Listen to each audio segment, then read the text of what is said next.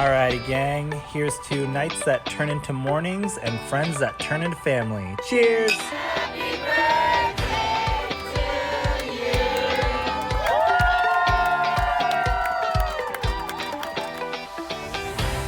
Hello. Welcome to the Friendship IRL podcast. I'm your host, Alex Alexander, and each week we explore what's working and what's not in our friendships, community, and connections. Have you ever wished you could sit down and have a conversation about what is really going on in your friendships? Well, you found your people. Join us as we dive into real-life stories and explore new ways to approach these connections. Together, we're reimagining the rules of friendship.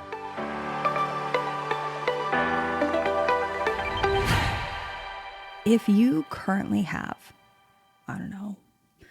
20, 30, 50, 100 unread text messages, and the thought of going in there and responding to them makes your stomach feel like it's on the floor because you feel behind, and now maybe some of them it feels like weird to respond, this episode is for you.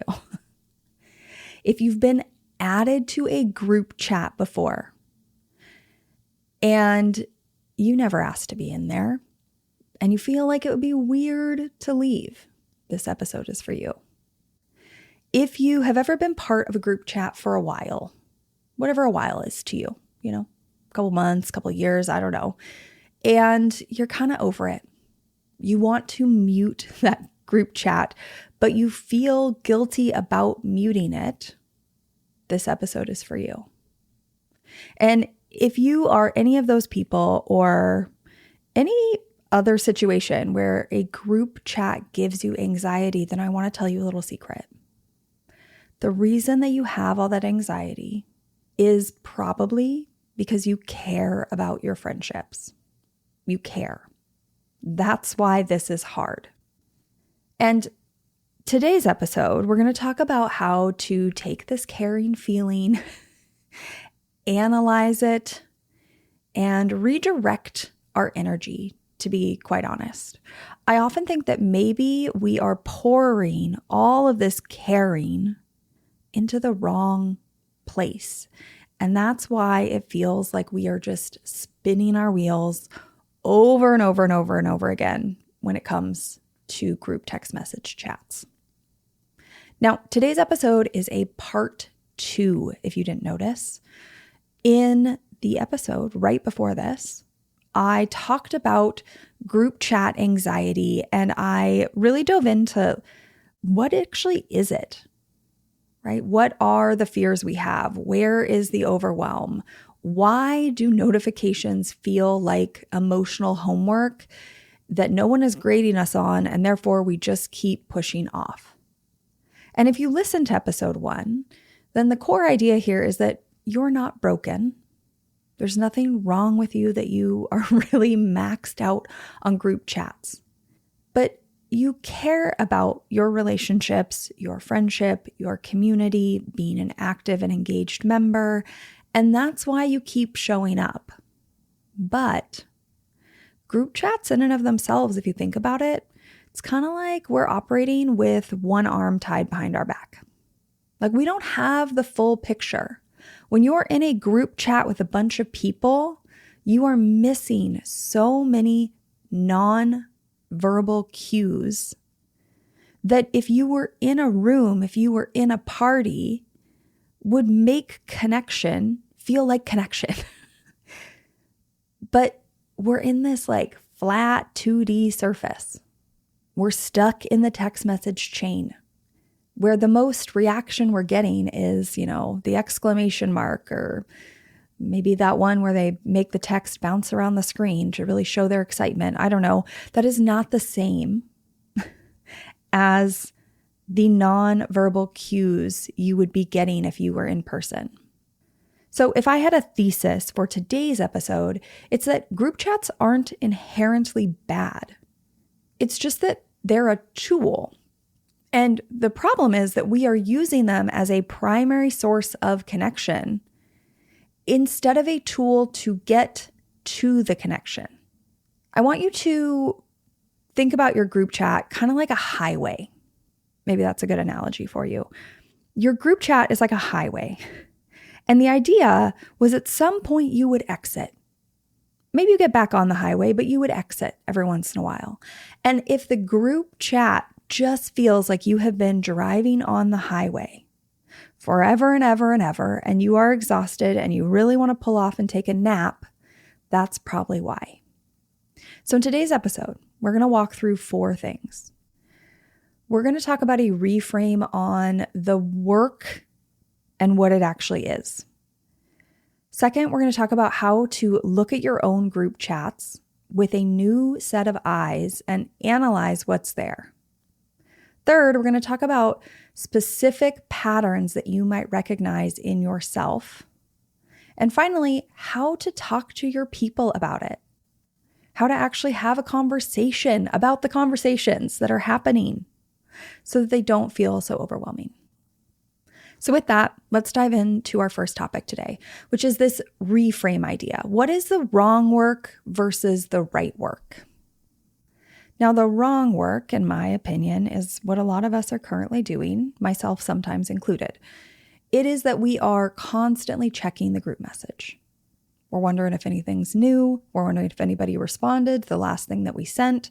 We're wondering if we're behind. We are spending a lot of time crafting perfect responses.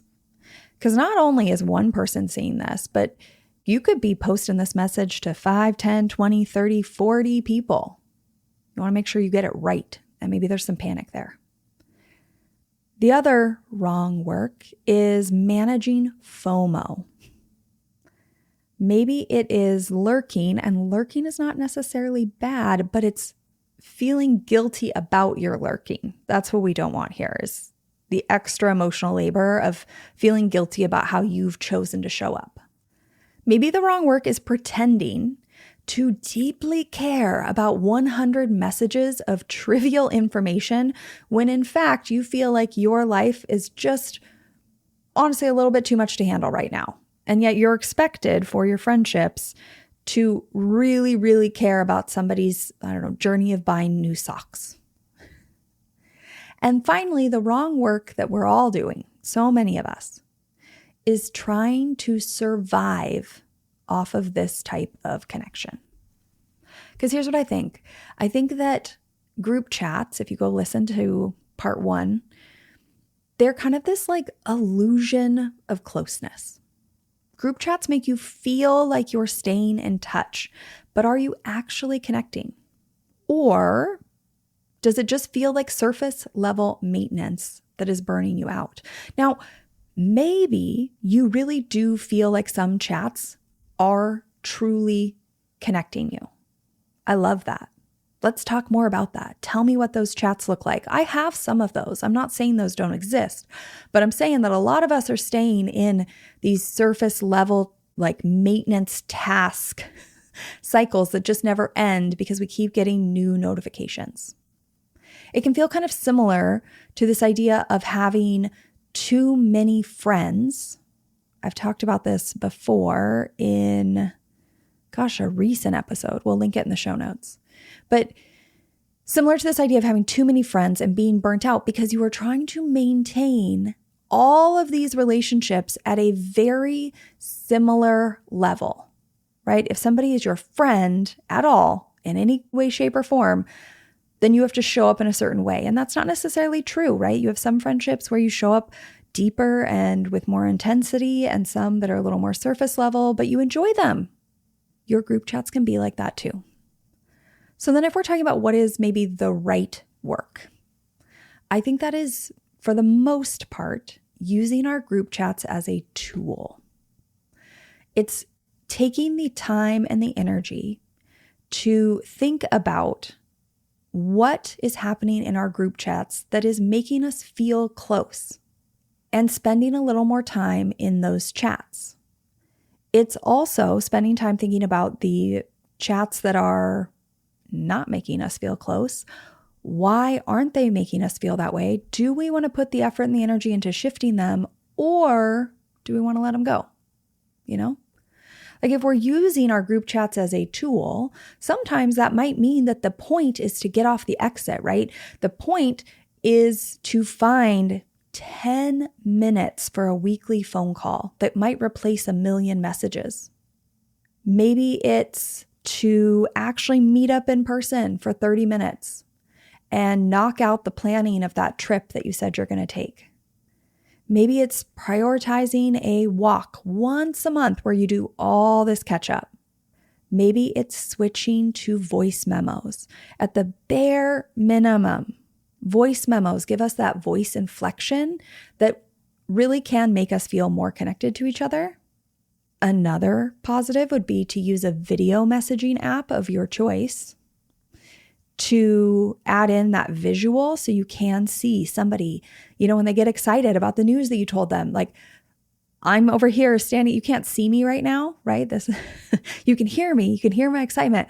But if you could see me, I'm like shaking my hands up and down. I'm kind of bouncing on my feet because I'm so excited for you. Do you see how that's different than if I just type, I'm so excited for you with like 10 exclamation marks in a group chat? The goal here is to use the group chat to actually exit the highway. Use the group chat to get to something that actually fills you up. And that might exist in the group chat. Like maybe it is voice memos. Maybe it is daily. I've seen things on social media about people who send like a photo of their day every day at noon, or on Wednesdays, they do a dump of photos and videos. Everybody doing a voice message check-in once a week where they drop like a 5-minute message about how their week is going. There are ways to use the group chat to stay connected, to feel like you are filled up from it. But are you doing that? So the first thing you need to do is audit your chats. And I would love to be able to just give you like one overarching set of rules that are going to tell you if a group chat is good or if it's bad. But I actually don't think that's the right question, and I don't think that's possible, because the right question here is what components, what factors, what patterns of one particular group chat make it work for you or not work for you. And I think it really depends on the individual group chat. I think group chats are what we make them. I think you can also shift the energy and, kind of the culture, the rules of a group chat. So with that, let's walk through how you might evaluate some of your group chats, what to look at. What about big group chats versus small group chats? And it may not be like only big, only small. Like you might be okay being in a big group chat that's more of just like an announcement chat. I'll talk a little bit about this in a second. Actually, why wait? I'll just go into it now, right? I have a group chat with a group of friends of mine. There's probably like 30 plus of us in there now. We used to all live in the same place, and it used to be kind of how we coordinated what we were doing this weekend. But now we're not all in each other's day-to-day lives, but this group chat has lived on because it's kind of become this like updates chat. Like when big life updates happen, we're moving, someone passed away, people are in a certain town. It's a pretty low volume chat, but it's kind of high signal. Like it tells a lot of people what is happening at one time. And it has at this point, like a clear purpose. Nobody specifically said this, but this is really what this group chat has ended up being. Now, that group chat might work for you. You might be like, yeah, I could do a big group chat like that. That's nice. But if this was a message chain where people were just sending really mundane updates all day long, and it was like 30 people, or maybe it was 30 people trying to coordinate logistics for something, you may be like, that's a no for me. So it's not necessarily that it's all big or all small, but just think through, like, how does the size of this group chat impact how I show up in it? The next one is close friends versus acquaintances. How do you show up differently based on how close you feel to people in the group? An example of this might be, maybe you are part of a neighborhood group chat. You don't really know a lot of the people on this group chat. It's a lot of acquaintances. And I don't know, pick a size, whatever size. You might be fine being in that group chat as long as people kind of stick to a purpose, right? Messaging updates. But again, if acquaintances, if really random people are just shooting random things like, oh, I bought this thing for my backyard, other people might want it. You might be like, no. But you might be okay with that in a close friends chat. Next is this chat full of really deep conversations, or is it just easy logistics? Personally, I find that my limit for like deep conversation group chats, like there is a limit. I don't know exactly what that number is, but sometimes I kind of feel myself getting anxious. And it's mainly because at a certain point, those responses just require a lot more time, energy, emotional labor to pull them together. And I just feel like I'm running low on time to be responding that way. But if people are just asking me like quick, easy questions, what's the link for that? Are you going to be there next week? Yes or no? Like that's fine. Sure. But sometimes the deep combos for me personally, like those add up. Another thing to look at, are you okay if people in a group chat have side combos? Or do you feel like you have group chats where that's not okay? The reason I ask that is because let's say you had maybe this bigger friend group chat and it's got 10 people in it.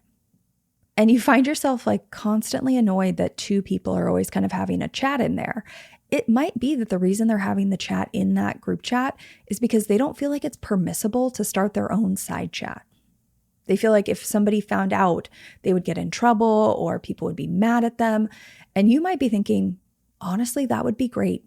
You know, you go have your side chat about buying socks over there and maybe it will come up in the bigger group chat, but I don't need to see the 50 messages you have going on.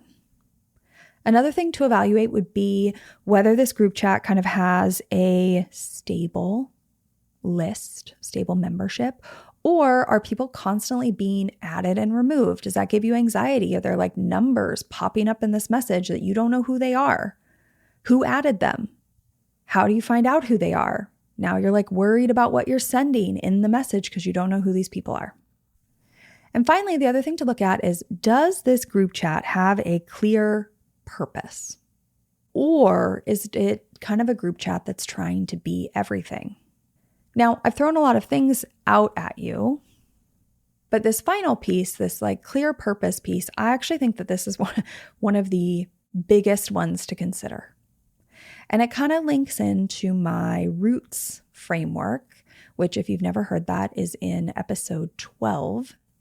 But basically, sometimes I feel like even in your friend chats, even in like chats I have where it's just 3 of us, it's almost like I have certain things I send to that specific group of people. So for example, I have a group chat with a couple girlfriends of mine.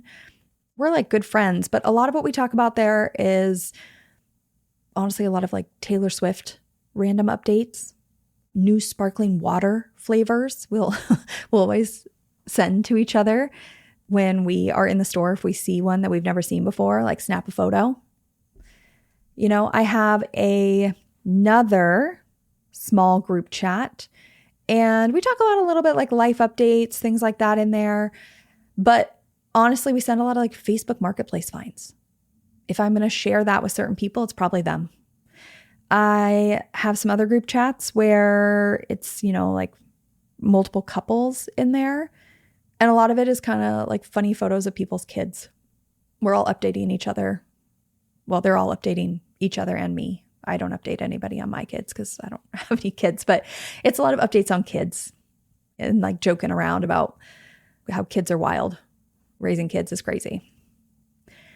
And I think when you think about like, what are the purposes, what are the shared interests of this chat, it can help you know when to send something to the chat, when to engage, but also it can help you know, like if people are sending a bunch of stuff in there that you just don't care about, maybe that's a clear indicator that this is a chat that you need to discuss with them like exiting, or discuss how it's okay to have a side chat about this thing. Like, you don't really care. You don't want the sparkling water updates.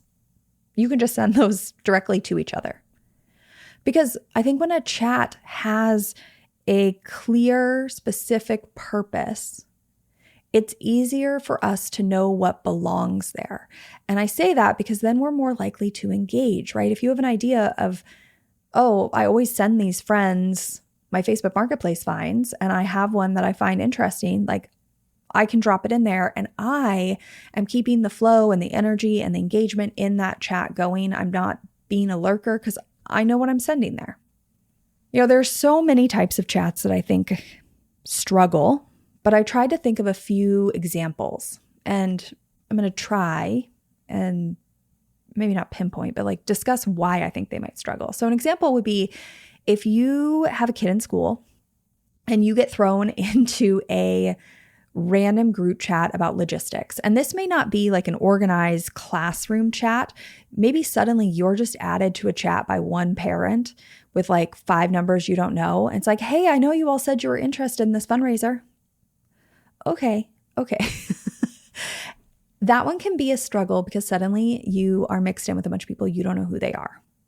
I think that leads to a lot of lurkers, a lot of people who want to mute the group chat, a lot of people who wish there had been a better introduction, things like that. I think another one that struggles are when you have friend groups, big groups of acquaintances, where everyone is trying to be everything to everyone. Like, we are swinging from sending really random updates to life updates to like looking for emotional support to sending really random photos and memes where people like you just want to mute the chat because you don't know what's going on here. I think another time where chats tend to struggle is when the dynamics have shifted outside the chat. So like maybe this was a group of 3 or 4 friends and something has happened and one person isn't as close anymore. Like somebody has moved away and they're still a part of this chat, but everyone's talking about what they're going to do this weekend together and one person can't be there, but everyone keeps talking around it. Maybe they acknowledge like, oh, we wish you could be here. But at a certain point, one person is just getting a ton of logistical text messages and updates about something they're not going to be able to be there.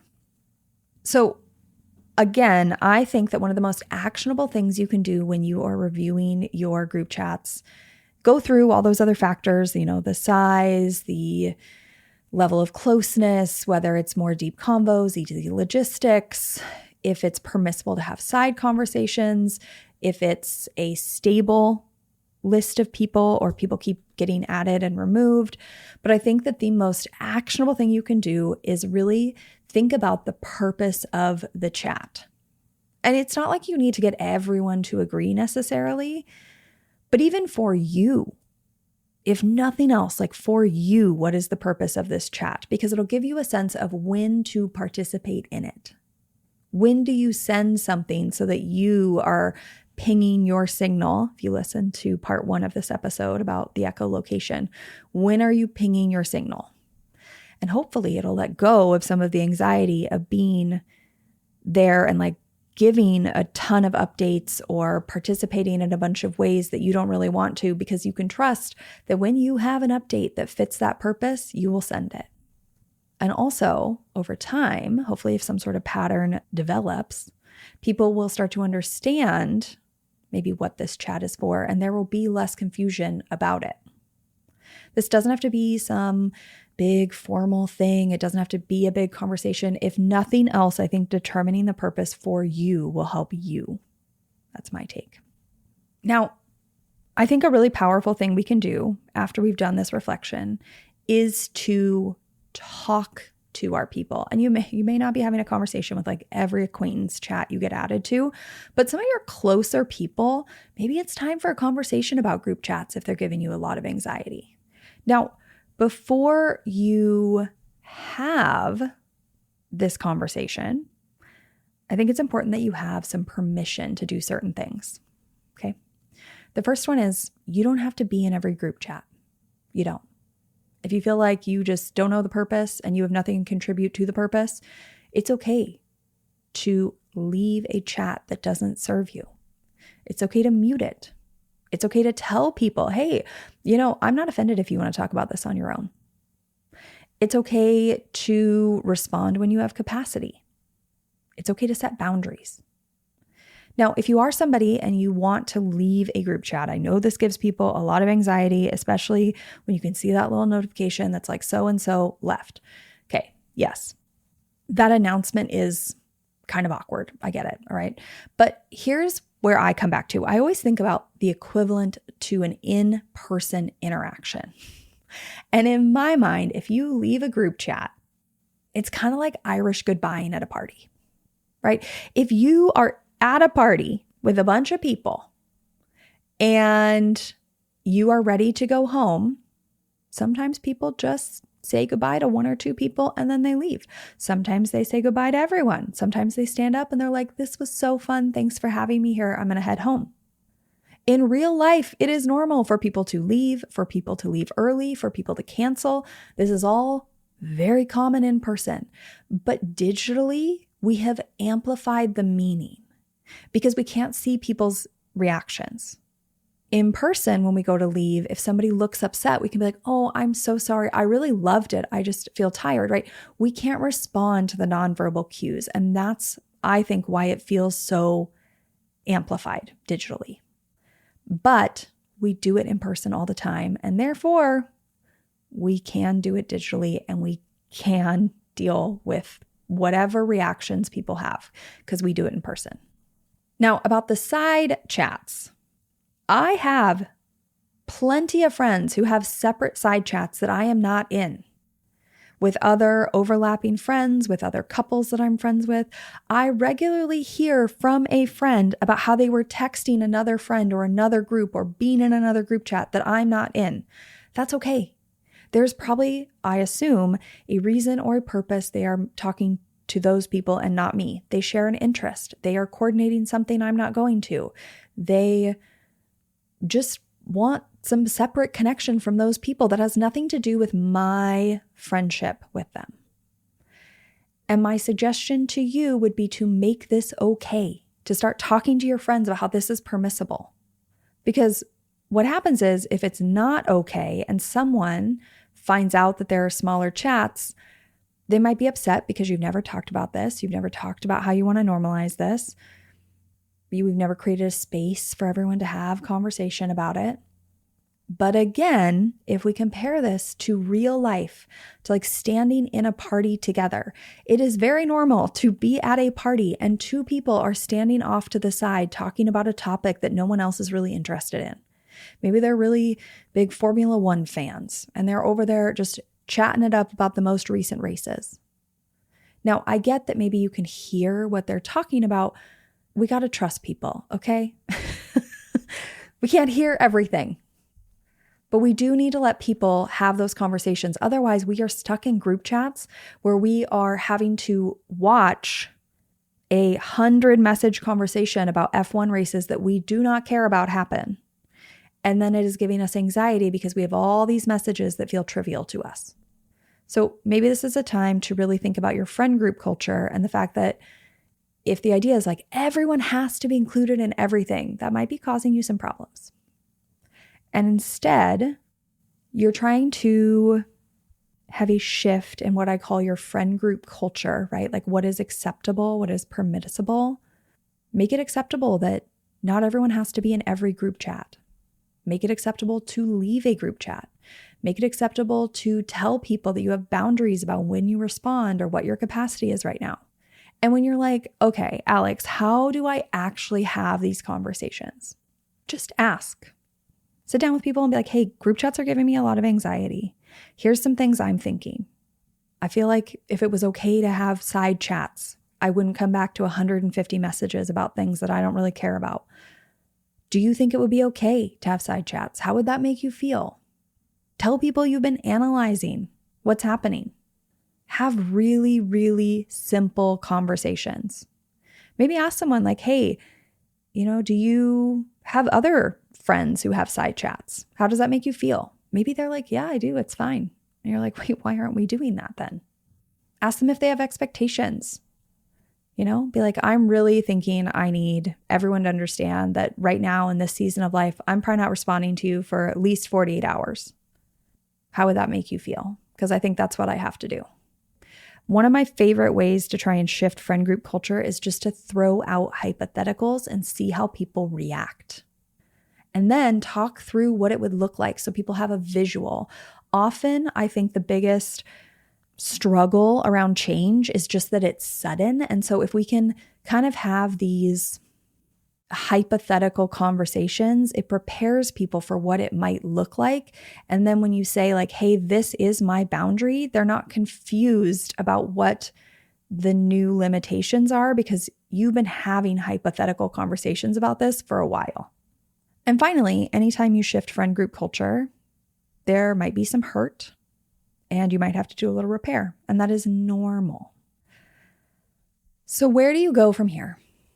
I think you reframe.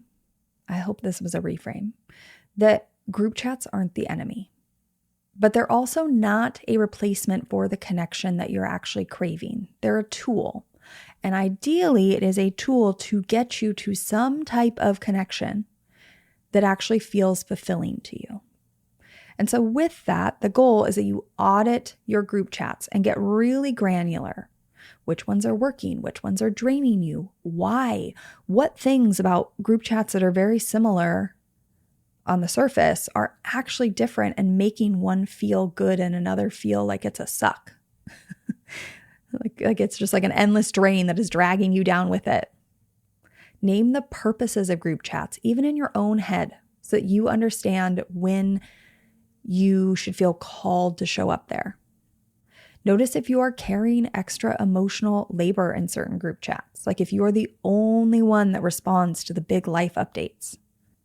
Start having simple conversations with your people about expectations and group chat culture.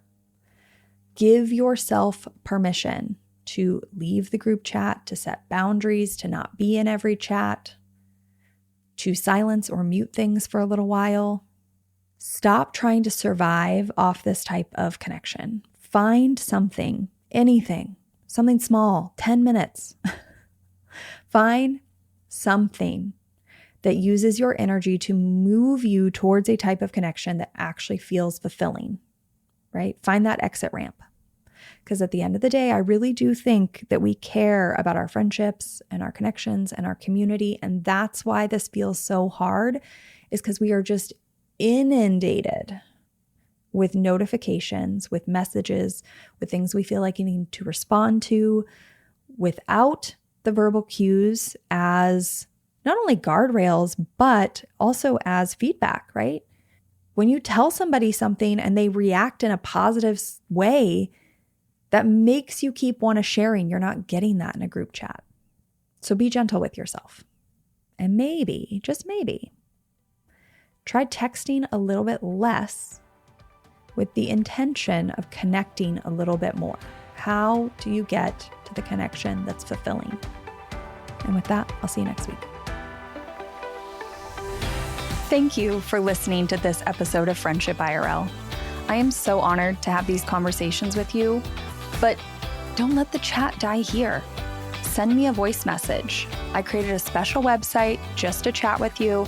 You can find it at alex.chat.